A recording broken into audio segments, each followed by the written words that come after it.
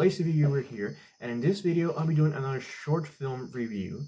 But unlike my usual videos, I won't be doing a short horror film review. No, I'm gonna trade the genres. I'm gonna be doing one out of the drama genre, and the short film I'll be reviewing, it's called Daydreamer's Pursuit.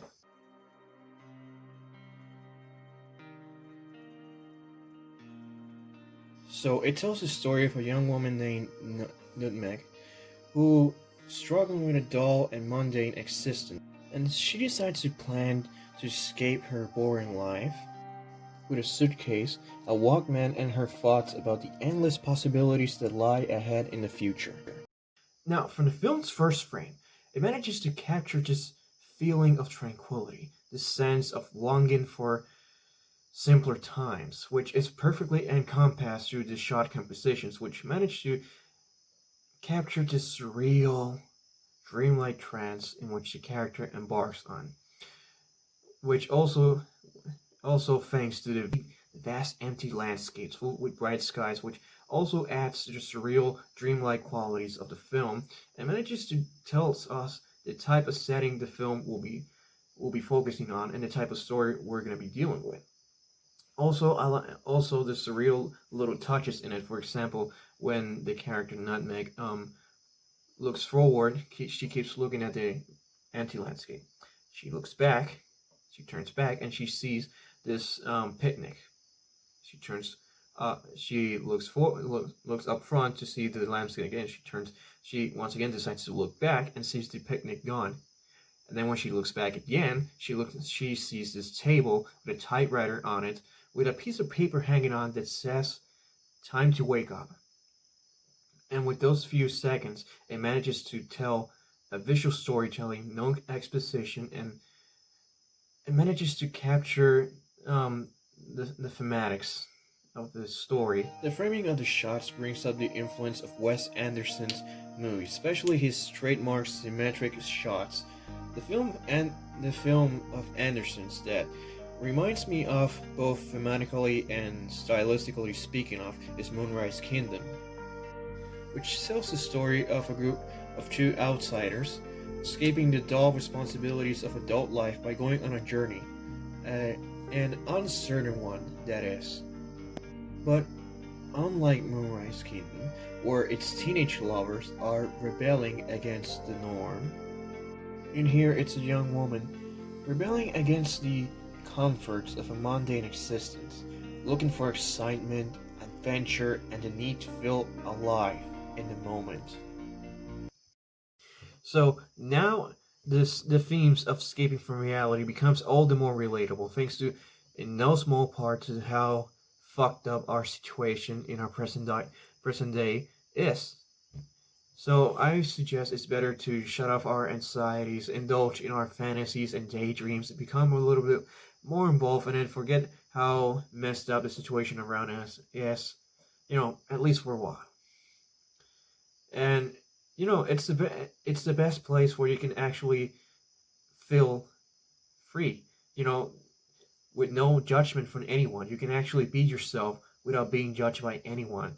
I mean, after all, you're escaping into your fantasies. You control them. You assimilate what you wanna feel in those fantasies. No one else determines that for you. And I think this film manages to accomplish that in only a few matter of minutes. So the dreamlike mood of this short supports these feelings of longing, the search of freedom, which basically makes us all realize that deep down we're all like Nutmeg, finding a way to escape from our dull lives by indulging in our fantasies for the sake of ourselves. Another aspect that I absolutely adore from this short, is the editing. Especially there's this one sequence where Nutmeg is sitting on this table that I talked about before, where it has the typewriter with a piece of paper hanging in, which says, "Time to wake up."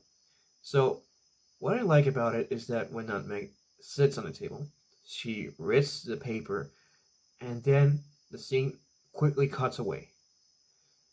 Cuts away to her in a table, alone, surrounded by food, surrounded by her lunch, maybe. And what's striking about it is the change of colors. The fantasy scene was all very extremely colorful, full of life. And when it jumps to reality, it actually captures how mundane it actually is.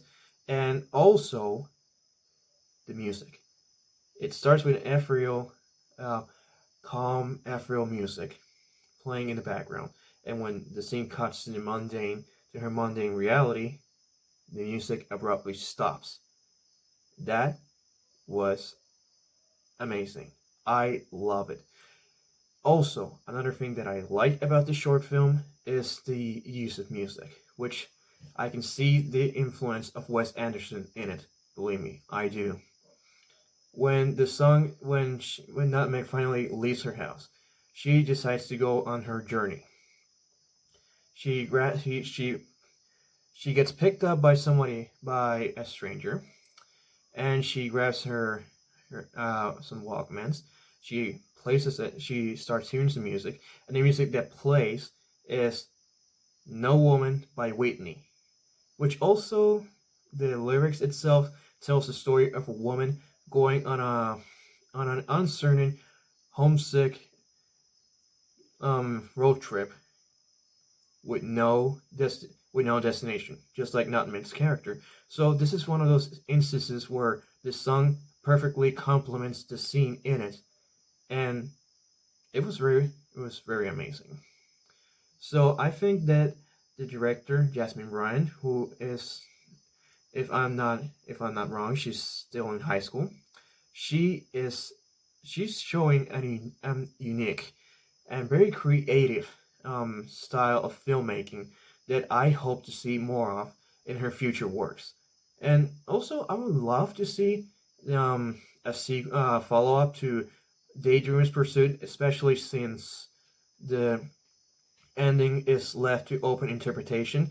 It could lead the follow up could continue with her journey towards an uncertain future. I mean, there's so many possibilities with this type of story, just like life itself. It's open. It's an open road full of possibilities, and I think that if she ever decides to do a follow up to this short film, I'll be the first one to watch it. Believe me, I love this short film.